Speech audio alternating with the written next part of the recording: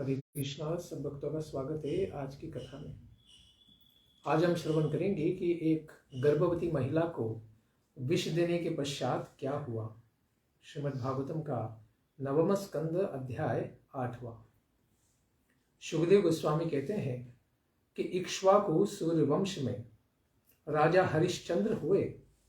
इन्हीं का पुत्र हुआ रोहित और रोहित का पुत्र हुआ हरित और इस हरित का पुत्र हुआ चंप, जिसने चंपापुरी नाम का विशेष नगर का निर्माण किया।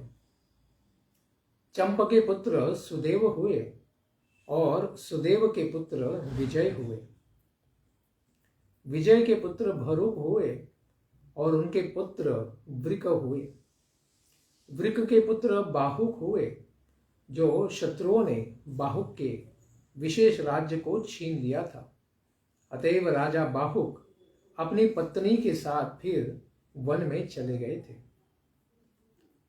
वृद्ध राजा की मृत्यु होने से उनकी रानी भी उन्हीं के साथ सती होकर मर जाना चाहती थी, किंतु महर्षि औरव ने यह जानकर कि वह तो गर्भवती है, उसके गर्भ में आने वाला क्षत्रिय राजकुमार पनप रहा है, इस प्रकार गर्भवती ने सती नहीं जाना चाहिए।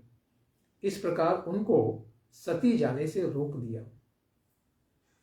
रानी के गर्भवती होने की बात को जानकर उनकी सौतों ने उनको भोजन में साथ मिलाकर कुछ विष दे दिया ताकि उसके गर्भ का पात हो जाए, किंतु गर्भ पर उसका कोई भी प्रभाव नहीं हुआ। विशेष पुण्य के प्रभाव के कारण और मंत्रों की शक्ति के कारण उस बालक पर उस विष का प्रभाव नहीं हुआ, बल्कि वह बालक उस विष को लिए हुए ही पैदा हुआ, यानी विष के साथ उसने जन्म लिया। विष को गर कहते हैं, तो विष के साथ यानी गर के साथ सह जिसने जन्म लिया वो हो गया सगर। इस प्रकार से महायशस्वी सगर राजा का जन्म हुआ था। वे राजा ही आगे चक्रवर्ती सम्राट बने। उन्होंने राज्य को पुनः प्राप्त किया।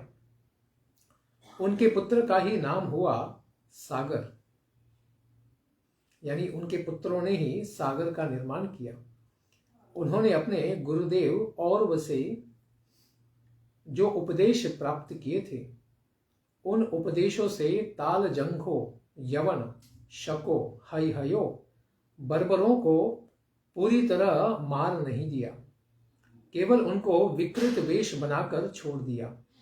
इस प्रकार से किसी का सिर मुड़ाकर उसको छोड़ दिया, किसी की दाढ़ी मूछ बढ़वा दी तो किसी की हटा दी, किसी की केवल दाढ़ी हटा दी तो किसी की केवल मूछ हटा दी, किसी का केश बंद जो था उसको खोल दिया और किसी का सिर अर्धमुंडित करवा दिया। इस प्रकार से उनको अपमानित करके छोड़ दिया गया जीवन के साथ।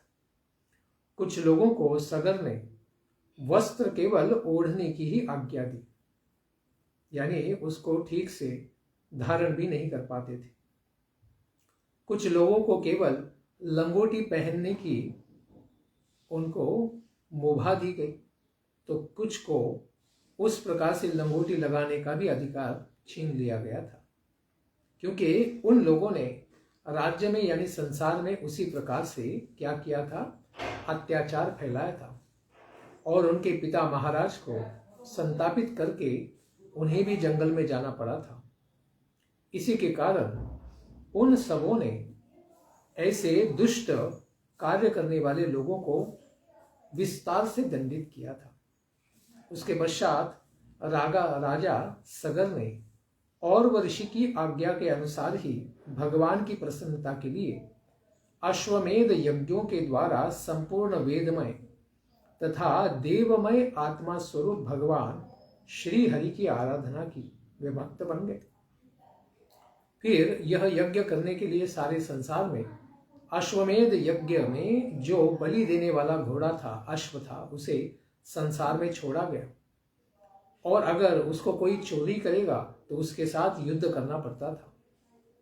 इस प्रकार उनके यज्ञ में जब अश्व को छोड़ा गया तो इंद्र देवता ने यह मानकर कि यह इंद्र बनना चाहता है, उस घोड़े को चोरी कर लिया। राजा सगर की पत्नी सुमति के पुत्र बड़े गर्वीले थे, इसलिए अपने पिता का आदेश पालन करने के लिए वे आगे बढ़े।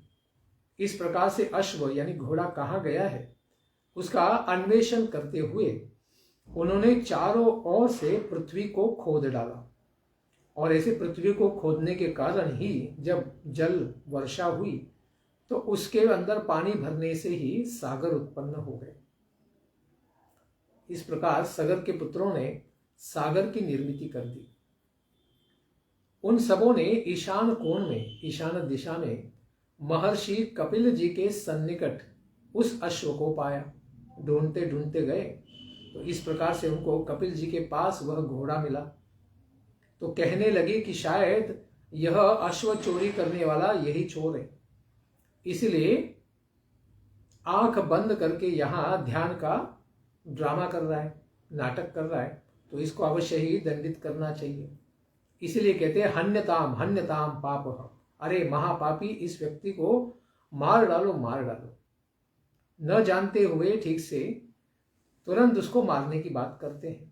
इस प्रकार से बड़े गर्वीले थे, और ऐसा कहते हुए ही इस प्रकार सगर राजा के 60,000 पुत्र थे।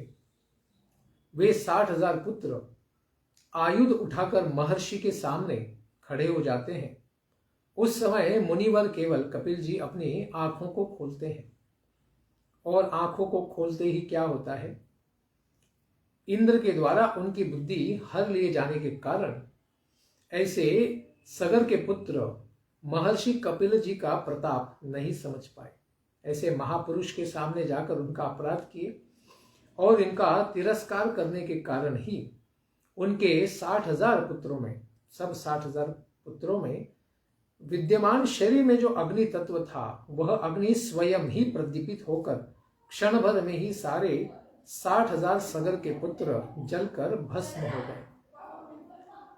इस प्रकार सगर के पुत्र महर्षि कपिल जी के इस प्रकार अपराध करने के कारण नष्ट हो गए। कपिल देव ने उनको नष्ट नहीं किया, उनके तपोबल से, ब्रह्म बल से उन्होंने उनको नष्ट नहीं किया। अग्नि देवता ने ही स्वयं उन सारे पुत्रों को दंडित किया, क्योंकि जब उन्होंने देखा कि यह महर्षि का अपराध कर रहे हैं, इसलिए उन सबको अग्नि देवता ने ही जलाकर भस्म कर दिया था उनके अपराध के लिए। इस प्रकार से महर्षि कपिल जी ने उनको भस्म नहीं किया, क्योंकि जगत को पवित्र करने वाली उनकी आत्मा थी। वे भगवान का ही चिंतन करते थे, वे संसार के कल्याण के लिए ही तो सारी तपस्या कर रहे थे, और वे सत्वगुण के भी आश्रय थे। उनके अंदर रजोगुणी क्रोध आना, तमोगुणी क्रोध आना तो संभव नहीं था। इस प्रकार महर्षि के क्रोध से नहीं तो स्वयं अग्निदेव ने उनको जलाया था। कहीं पृथ्वी की धूल का संबंध आकाश से नहीं हो सकता। धूल आकाश में उड़ने के पश्चात भी पुनः धरती में ही समाहित हो जाती है।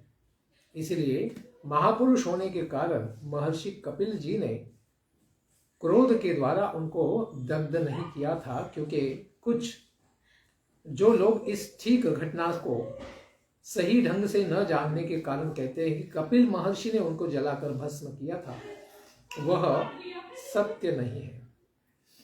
ऐसे महर्षि के द्वारा सांख्य दर्शन की सुदृढ़ नौका को संसार में प्रचार और प्रसारित किया गया है, जिसका लाभ सामान्य जन लेते हैं। और जिस ज्ञान के सहारे मुमुक्षु पुरुष जो मुक्ति को प्राप्त करने की इच्छा रखते हैं, मृत्यु मार्ग स्वरूप जिसको पार करना बड़ा ही कठिन होता है, उस संसार सागर को भी बड़ी आसानी के साथ पार कर जाते हैं। वे केवल ज्ञानी पुरुष ही नहीं, अपितु परमात्मा के समान ही महान थे। क्यों? क्योंकि कपिल जी तो भगवान के अवतार ही माने गए हैं। उनमें यह भेद बुद्धि हो नहीं सकती है। राजा सगर की दूसरी पत्नी का नाम केशिनी था। उसके गर्भ से उत्पन्न हुआ था एक पुत्र जिसका नाम था असमंजस। उसके पुत्र का नाम था अंशुमान, और उसने अपने पितामह की सेवा में स्वयं को लगा रखा था। असमंजस अपने को लोक विपरीत रूप में दिखलाते रहते थे। संसार में इस प्रकार से कार्य करते थे कि मानो कोई पागल व्यक्ति है। क्यों? क्योंकि उनके अपने पूर्व जन्म की याददाश्त थी, यादगारी बनी रहती थी कि पूर्व जन्म में वे असमंजस एक योगी थे और सांसारिक लोगों का संग के कारण ही योग मार्ग से विचलित हो गए थे। इसीलिए संग से बचने के लिए अभी अगले जन्म में असमंजस के रूप में वे संसार में रहते हुए अपने प्रिय बांधवों के अप्रिय कार्य को ही करते थे। इसीलिए सब उनके बंधु बांधव उनकी निंदा करते थे कि आप एक गलत कार्य क्यों करते हैं, संसार के विपरीत क्यों करते हैं आप। इस प्रकार से जानबूझकर मूढ़वत बधिरवत वे कार्य करते थे।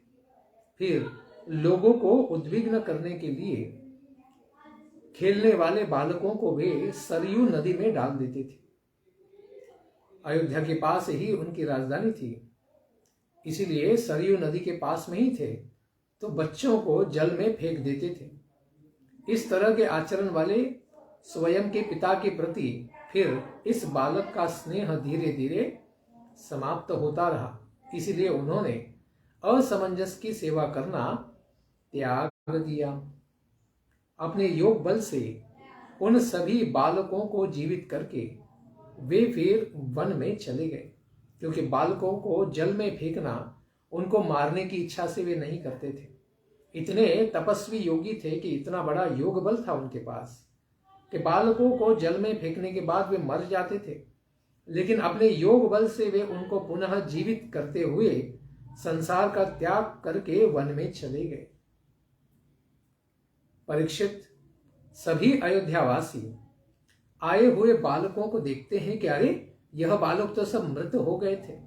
इस प्रकार बड़े आश्चर्यचकित हो गए कि सारे बालक पुनः जीवित होकर वापस लौट आए हैं और राजा भी अपने किए हुए पर पछताए हैं। यानी उन्होंने इनको जीवित किया है, यानी उन्होंने गलती की थी, इस प्रकार से उन्होंने मान्य तो अवश्य ही किया होगा, तभी तो इनको जीवित किया है। और उसके पश्चात वे वन में भी चले गए थे। इस प्रकार राजा सगर के द्वारा प्रेरित अंशुमान अपने चाचाओं के द्वारा खोदे गए मार्ग से अश्व को खोजने के लिए गए कि वह घोड़ा कहाँ चला गया, क्योंकि वे सारे तो भस्मभूत हो गए थे, तो घोड़ा तो वापस आया नहीं था। इस प्रकार से सगर ने देखा कि असमंजस तो चले गए, तो अंशुमान को ही भेजा। उन्होंने भस्म के सन्निकट फिर जाकर कपिल मुनि के आश्रम के पास वे पुनः अपने चाचा महाराजों के जैसे ही वहां पर पहुंच गए और उन्होंने भी अश्व को उधर ही देखा और पास में कपिल मुनि ध्यानस्थ भी बैठे हुए थे। वहां पर ऐसे भगवान के अवतार कपिल मुनि बैठे हुए देखकर बड़े उदार हृदय वाले अंशुमान उनके पास जाते हैं, उनको प्रणाम करते हैं और एकाग्र चित्त होकर उनकी स्तुति करते हैं। अंशुमान कहते हैं कि ब्रह्मा जी भी अपने से श्रेष्ठ आपको आज तक प्रत्यक्ष रूप से देख नहीं पाए होंगे। समाधि तथा युक्तियों के द्वारा भी आपको जाना जाना बड़ा कठिन है। हम लोग तो उनके मन बुद्धि तथा शरीर से होने वाली सृष्टि से बने हुए हैं, इसलिए अज्ञानी है। अगर ब्रह्मा जी आपको नहीं जान सकते तो हम आपको कैसे जान सकते हैं। अतएव आपको मैं नहीं जान सकता हूं। हे प्रभु, कृपया हमारा प्रणाम आपके चरणों पर स्वीकार कीजिए। शरीरधारी संसारी जीव तीन गुणों में ही तो फंसे हुए हैं, सत्व, रजो और तम में। इसलिए जागृत स्वप्न इन अवस्थाओं के गुण दोष पदार्थों की ओर ही फंसे रहते हैं और विषयों में ही बद्ध हो जाते हैं। सुषुप्ति की अवस्थाओं में केवल अज्ञान ही अज्ञान प्राप्त होता है।